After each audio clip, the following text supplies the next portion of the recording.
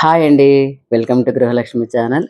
గంగవాయిలాకుతోటి మనము ఇప్పుడు పప్పయితే చేస్తున్నాము. ఎలా చేయాలి ఈజీగా అనేది లైవ్‌లోనే చేసి నేను మీకు నేర్పిస్తాననమాట.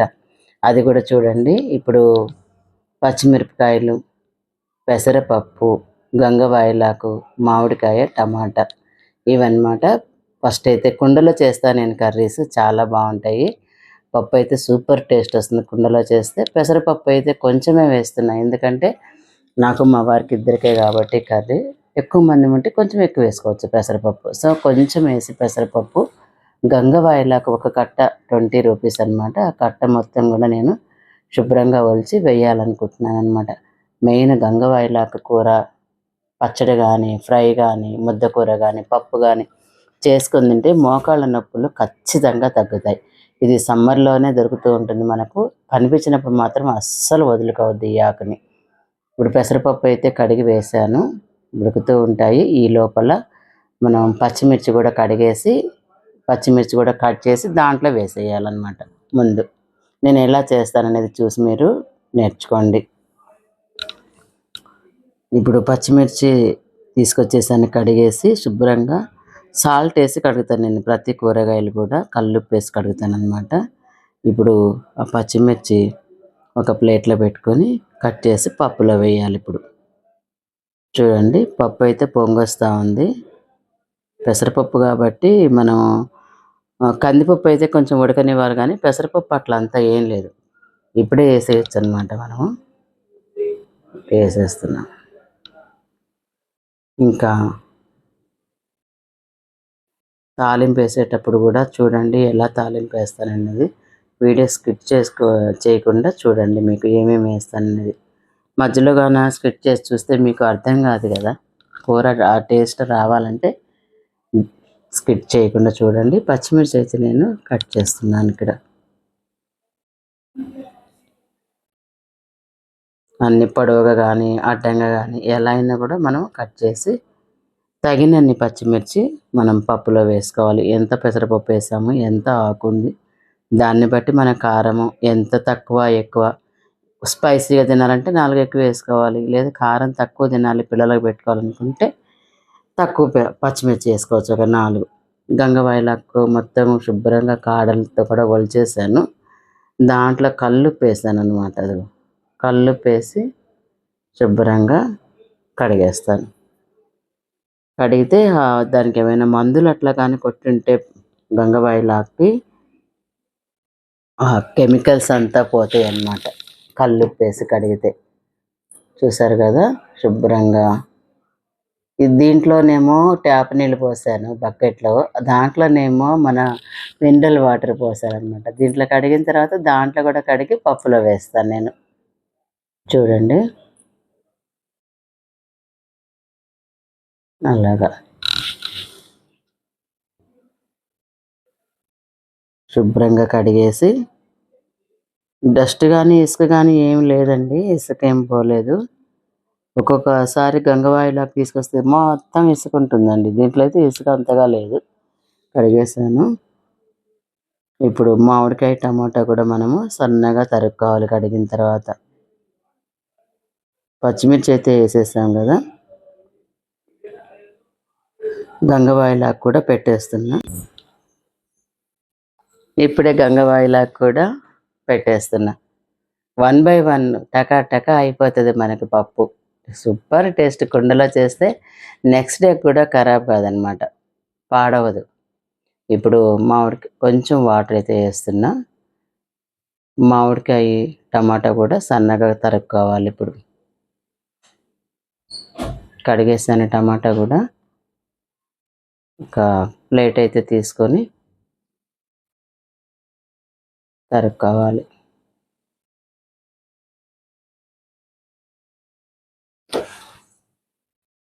ఇప్పుడు పప్పు సిమ్లోనే పెట్టుకోవాలండి, హైలో పెట్టుకోకూడదు, ఎందుకంటే మనం ఇంకా అన్నీ కట్ చేయలేదు కాబట్టి సిమ్లో పెట్టాను నేను. ఇప్పుడు టమాటాను కూడా ఒకటే టమాటా వేస్తున్నా, ఎందుకంటే మామిడికాయ వేస్తాను కాబట్టి మనం టమాటా ఎక్కువ వేసుకోకూడదు. ఆ టేస్ట్ అనేది మనకు రాదనమాట, మామిడికాయ టేస్ట్ అనేది ఎక్కువ టమాటాలు వేస్తే. సో ఒక్క టమాటా మాత్రం వేసాను. ఇప్పుడు మామిడికాయ కూడా పుల్లటి మామిడికాయ అండి, ఒకటే చిన్న మామిడికాయ. నేను వేసిన పప్పుకి ఆకుకూరకి ఆ మామిడికాయ అయితే సరిపోతుంది. అది తొక్కతోటే కోసేసి వేసేస్తానమాట. ఎందుకంటే మామిడికాయ తొక్క పలచగానే ఉంది, ఇంకా అది పీల్ చేయాలంటే కూడా కష్టమే, చిన్న కాయ కాబట్టి నేను అలాగే వేసేసుకుంటున్నాను. తరిగి వేసేసాను. ఇప్పుడు మనం ఒక మూత అయితే పెట్టేసుకుంటే కాసేపు ఒక 10-15 నిమిషాలకు చక్కగా ఉడికిపోతుంది గంగవాయిలాకు. తర్వాత తాలింపు ఎలా వేస్తాననేది కూడా మీరు చూసేద్దరు కానీ.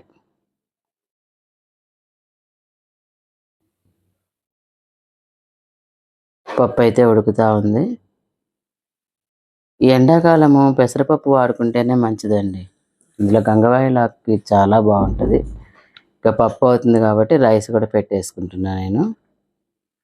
ఎందుకంటే పప్పు టేస్టీగా వస్తుంది, ఇంకా అవ్వగానే అన్నం తినేసేయచ్చని రైస్ కూడా పెట్టేశాను అనమాట. ఈ లోపల పనులు ఒక 1 బై 1 చేసుకుంటూ ఉంటానండి నేను. మన వీడియోస్ అన్నీ కూడా న్యాచురల్గా పెడుతూ ఉంటాను, నేను ఎలా చేసుకుంటానో అలాగా. ఇక పసుపు అయితే వేసాను నేను. ఇప్పుడు పసుపు ఫస్టే వేసుకోకూడదు, కొంచెం ఉడికిన తర్వాతనే పసుపు వేయాలి. పసుపు వేసామంటే మాత్రం ఉడకదండి పప్పు. వెల్లుల్లిపాయలు కూడా వేస్తున్నాను ఉడికేటప్పుడే. హార్ట్కి చాలా మంచిది, వెల్లుల్లి ఆరోగ్యానికి మంచిది కాబట్టి ఉడికేటప్పుడు ఒక 4 వేసాను. తాలింపుకి ఒక 3 పక్కన పెట్టాను అనమాట. ఇప్పుడు కొంచెం వాటర్ అయితే వేస్తే బాగుండని అనుకుంటున్నా. నేను కూడా తాగేసి, ఎండలు కదండి బాగా, ఇంకా వాటర్ తీసుకొస్తున్నాను అనమాట. కొంచెం వేస్తున్నా వాటరు, వేసి ఉడికించుకోవాలి పప్పు. మరీ ఎక్కువ వేసుకోకూడదు, మరీ తక్కువ వేసుకోకూడదు. అలా వేసిన తర్వాత మూత అయితే పెట్టేస్తే ఉడుకుతూ ఉంటుంది. ఈ కుండ నేను ఎర్రగడ్డలో తెచ్చుకున్నానండి, చాలా బాగా ఉపయోగపడుతుంది. ఒక 3 ఇయర్స్ నుంచి వాడుతున్నాను. అట్లనే వాడుకుంటున్నాను జాగ్రత్తగా. క్లోజ్ చేసాం కదా, మన కుక్కర్లో ఎంత తొందరగా అవుతుందో అదే కుండలో కూడా అలాగనే అవుతుంది. ఉడికిపోయింది, తీసేసాను. ఇంకో నల్ల కుండ కనిపిస్తుంది కదా, దాంట్లో తాలింపుకి అనమాట. తాలింపుకి రెడీ చేశాను చూడండి. కరివేపాకు, ఆ 3 వెల్లుల్లి చితగ్గొట్టాను, ఒక ఆనియను, ఎండుమిర్చి, తాలింపు దినుసులు ప్లేట్లో పెట్టేసుకొని ఇప్పుడు పప్పు అయితే కింద దించేసుకుంటున్నాను చూడండి. ఉడికిపోయింది. దించిన తర్వాత కూడా పప్పు ఉడుకుతూనే ఉంటుంది ఒక 5 నిమిషాల దాకా. అంటే ఆ కుండ హీట్ అట్లుంటుంది అనమాట, వేడి. చూడండి, నేను ఇప్పుడు సిమ్లో పెట్టేశాను. తాలింపుకి అయితే ఆ కుండ పెట్టేశాను. తగినంత కల్లుప్పు వేసుకొని పప్పు చక్కగా ఎన్నించుకోవాలి. కుండలో బాగా నలుగుతుందండి పప్పు. మన పప్పు గుత్తి అట్లా పెట్టంగానే మెత్తగా నలిగిపోతుంది అనమాట. కుండ ప్రభావం అది. మన కుక్కర్ల కంటే కూడా కుండలో పప్పు ఎన్నిస్తే బాగా మెత్తగా అవుతుంది. నేను కల్లుప్పు తీసుకురావడానికి వెళ్ళాను. కల్లుప్పు తీసుకొచ్చి వేసి పప్పు రుబ్బుకోవాలి. ఇప్పుడు మనం పప్పు వెన్నించడం అంటారు, రుద్దుకోవడం అని కూడా అంటారు. ఒక్కొక్క ఏరియాలో ఒక్కొక్క భాష మాట్లాడుతుంటారు అనమాట. మేమైతే పప్పు వెన్నించాలి అంటాం నెల్లూరు సైడు. ఇక్కడైతే పప్పు రుద్దాలి అంటారు హైదరాబాద్లో. పప్పు రుబ్బాలి అని కూడా అంటారు. అలాగా కల్లుప్పు వేసి చక్కగా వెన్నిస్తున్నాను నేను పప్పుని. గంగవాయిలాకు పప్పు చాలా మంచిదండి హెల్త్కి. పెద్దవాళ్ళకి కానీ పిల్లలకు కానీ అసలు ఆ టేస్టే అదర్స్ అనమాట. ఆకు టేస్ట్ మీరు కనిపిస్తే మాత్రం అస్సలు వదలకండి. నేను తాలింపుకి ఆయిల్ అయితే వేసాను. ఆయిల్ మన ఇష్టం అండి. నేనైతే ఒక స్పూన్ వేసుకున్నా, తక్కువైతేనే బాగుంటుంది పప్పులో, అంతగా ఆయిల్ అవసరం లేదని చెప్పేసి ఒక స్పూన్ అయితే వేసాను నేను. వెన్నిస్తున్నాను చూడండి, వెనుగుతుంది చూడండి పప్పు. ఇంకా నూనె వేడెక్కింది కాబట్టి ఎండుమిర్చి వేసాను, వెల్లుల్లి. అవి కొంచెం వేగిన తర్వాత ఉల్లిపాయ కరివేపాకు వేద్దాం.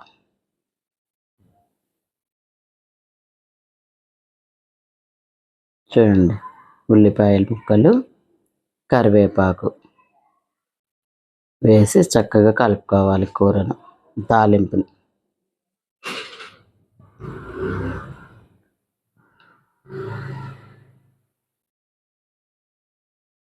ఎండాకాలం కదా, నాకైతే గ్యాస్ దగ్గర చేసుకుంటుంటే ఒకటే దాహం వేస్తూ ఉంది. కుండలో వాటర్ పోయలేదు, డ్యూటీకి వెళ్ళేసి వచ్చిన నేను. ఎక్కడో అడుగున ఒక గ్లాస్ ఉంటే ముంచుకొని తాగుతున్నాను. తాలింపు అయితే వేగుతుంది.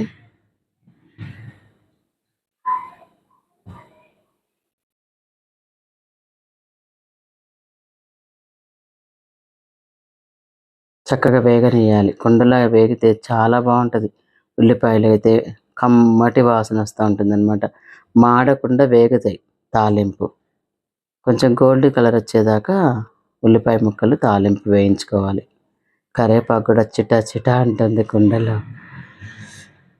4 సంవత్సరాల నుంచి వాడుతున్నానండి నేను కుండలు 2 కూడా. అస్సలు బ్రేక్ అవ్వలేదు.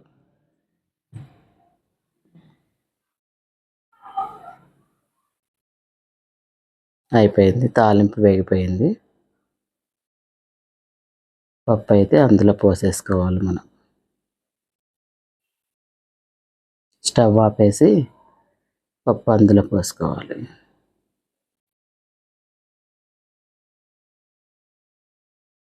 అలాగా కమ్మటి గంగవాయిల పప్పు అయితే రెడీ అయిపోయింది. దాంట్లోకి ఉప్పుడు మిరపకాయలు వేయించుకొని తిన్నా కూడా సూపర్ ఉంటుంది. ఇంకా మా వారిని అడిగేసి వేయించాలా వద్దా అడిగేసి వేయిస్తాను. స్పైసీగా పప్పు వచ్చిందనుకోండి మిరపకాయలు అవసరం లేదు. సప్పగా కొంచెం కారం తక్కువ ఉంటే ఉప్పుడు మిరపకాయలు వేయించుకోవచ్చు అనమాట. మొన్న డీమార్ట్లో తీసుకొచ్చా. చూడండి ఎంత కమ్మని గంగవాయిలాకు కుండల్లో ఎంత ముచ్చటగా చేశాను. తప్పకుండా నేర్చుకోండి, లైవ్కి వస్తూ ఉండండి.